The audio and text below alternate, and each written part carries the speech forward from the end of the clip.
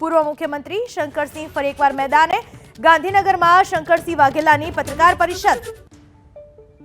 તમે તમારા માધ્યમથી તમારા ઉમેદવાર આ બોલી રહ્યા છે, તમે જો સમાજની માગણી છે કે એમને બદલો, આટલી નાની વાત પણ તમે સહમત ન થવાના હોય, તમને તમારા પ્રોબ્લેમ હોય તો ઉમેદવાર બદલી શકો, એમાં તમને પ્રોબ્લેમ નથી।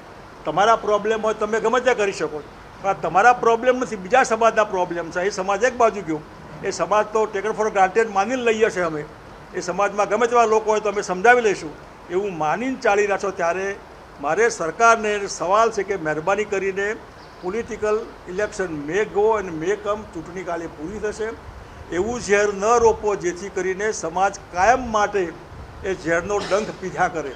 અને એટલા માટે તાત્કાલિક તમે થોડા સમજદાર હોય તો, અને જે આ આક્ષેપ છે એમાં તમે બી સહમત ન હોય તો લોકસભાના ઉમેદવાર મોકલો, તમે એમને રાજ્યસભામાં મોકલો, જે કરવું એ કરો, એ કોઈ આપણને વાંધો નથી, વ્યક્તિગત સવાલ જ નથી આવતો।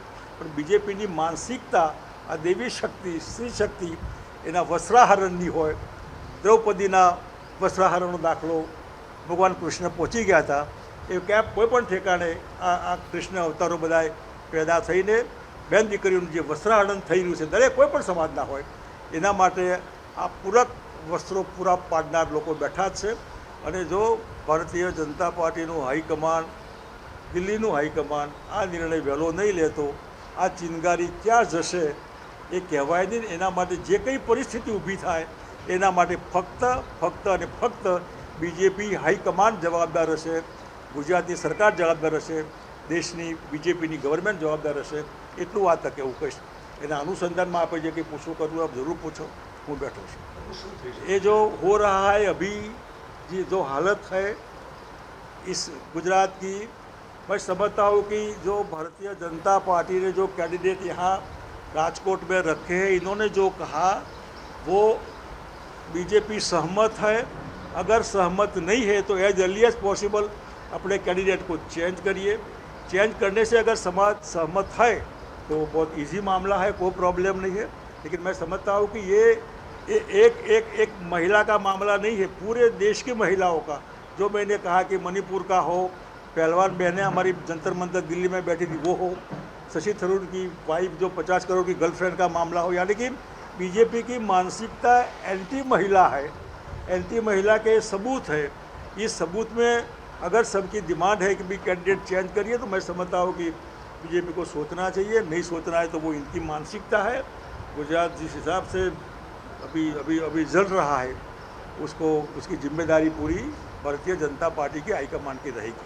बताइए क्या पूछ रहे हैं? બાપુ, પણ જે રીતે અત્યારે વિરોધ થઈ રહ્યો છે, આ વિરોધમાં આગળ ક્ષત્રિયો શું કરી શકે? કારણ કે અત્યારે જે પરિસ્થિતિ છે, ડિસિઝન તો ભારતીય જનતા પાર્ટીએ લેવાનું છે। જે રીતે ક્ષત્રિયો ખોટા હોય તો તમે મને કહો। ક્ષત્રિયો તો બાયધીવે એ જે તે વખતે રજવાડા હતા, અને રજવાડા ઉપર એલિગેશન થયા, કોઈ પણ બેન દીકરી પર એલિગેશન થાય, અને બેન દીકરી પર કોઈ ક્ષત્રિય સમાજ એવું નહીં, ગમે તે સમાજ, બહેનો બેન હોય બધી, અને એ બેન દીકરીઓ પણ આ એલિગેશન જે થઈ રહ્યું છે એ વધારે પડતું અસહ્ય, જેને કહેવાય ને અનબેરેબલ, એ લાસ્ટ ટર્ન કેમલ્સ બેક જે કંઈ બની રહ્યું છે એમાં સમાજને જે નિગ્લેક્ટ કર્યો, તમે કૃષ્ણકુમારસિંહને નિગ્લેક્ટ કર્યા, તમે ભારત રત્ન ના આપ્યો, તમે લોકસભામાં ટિકિટ ના આપી, તમે વસુંધરાજીને કાઢી મૂક્યા, તમે 24માં બી ટિકિટ ના આપી, આ બધું ભેગું થયું હોય તો એ સમાજ હવે એટલે હદે આવ્યો છે કે હવે અમને માફ કરો। બુલેટિનમાં અત્યારે બસ આટલું જ। વધુ સમાચારો માટે આપ જોતા રહો આપણી ચેનલ એબીપી અસ્મિતા, ગુજરાતની અસ્મિતા।